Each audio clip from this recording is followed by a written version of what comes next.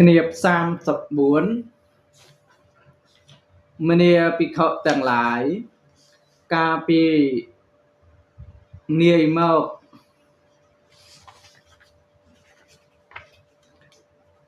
មានព្រះរាជាព្រះអង្គទ្រង់ព្រះនាមទលហនេមិជាស្ដេចចក្រពត្តិព្រះអង្គជាធម្មិកធម្មរាជជាឥសរៈលើផែនដីដែលមានសមុទ្រទាំង4ជាទីបំផុតជាស្ដេចគណេះសង្គ្រាមទ្រង់មានជនបទដល់នៅថេរភាពក្នុងវងខ្ជក់គេដាក់ថាសេចក្តីមមូនតទៅទៀតញោមទ្រង់បរិបូរដោយរតនៈទាំង7ប្រការឯរតនៈទាំង7ប្រការរបស់ព្រះបាទទលហនេមិនោះគឺចក្ររត1ចក្រកែវ1ចក្ររតចក្រកែវនឹង1ហត្ថិរតដំរីកែវ1អសរតសេះកែវ1មនីរតកែវមនី1អដ្ឋិរតស្រីកែវ1កហបតីរតកហបតីកែវ1បរិនេយករតនាយពលកែវ1រួមត្រូវជា7ប្រការឯព្រះបាទទលហ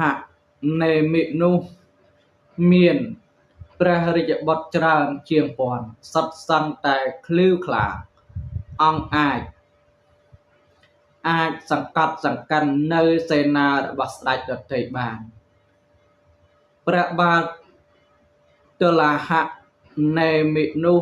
ទ្រង់ត្រួតត្រាគ្រប់គ្រងផែនដីដែលមានសាគរជាព្រំប្រទល់នេះដោយធម៌ដកស្មាមិនបាច់ប្រើអាញាមិនបាច់ប្រើគ្រឿងសាស្ត្រាវុធទេ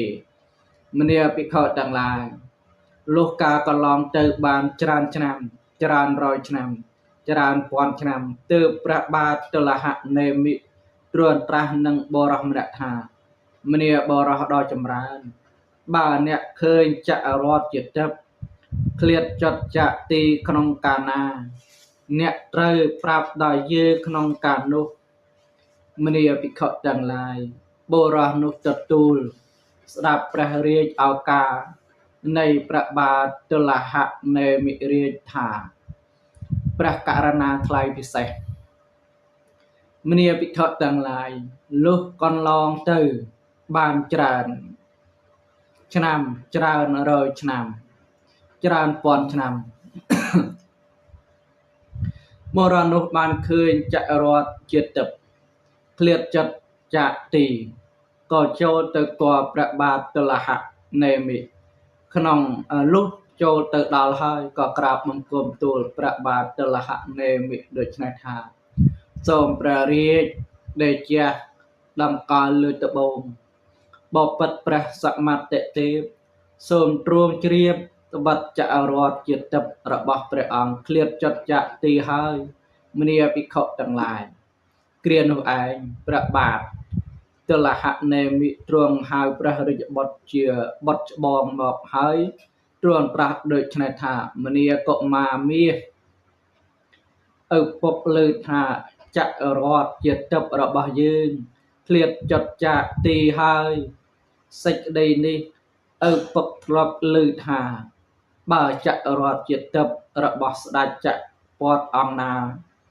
ឃ្លាតចត់ចាក់ទីហើយតពីនោះមកស្ដេចអង្គនោះមិនរស់នៅបានយូរឡើយ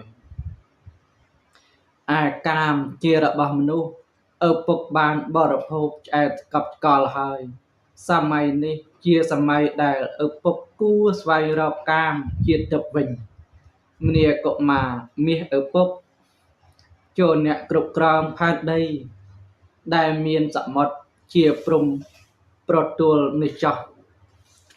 ឯឪពុកនឹងកោសក់ពុកមាត់ពុកចង្ការស្លិចដណ្ដប់ការសោផោះចេញចាក់ផ្ទះចូលទៅកាន់ភ្នោះមនីភិក្ខុទាំងឡាយលំដាប់នោះឯងព្រះបាទទលហនេមិទ្រង់លួងលោមព្រះរាជកុមារ ជាបុត្រច្បងឲ្យត្រេកអរក្នុងរាជសម្បត្តិដោយប្រពៃហើយក៏ទ្រង់ដាក់ព្រះកេសានិងព្រះសមុទ្រង់ស្លៀកដណ្ដប់ការសាវកផោះរួចចេញចាករាជាគាឋាន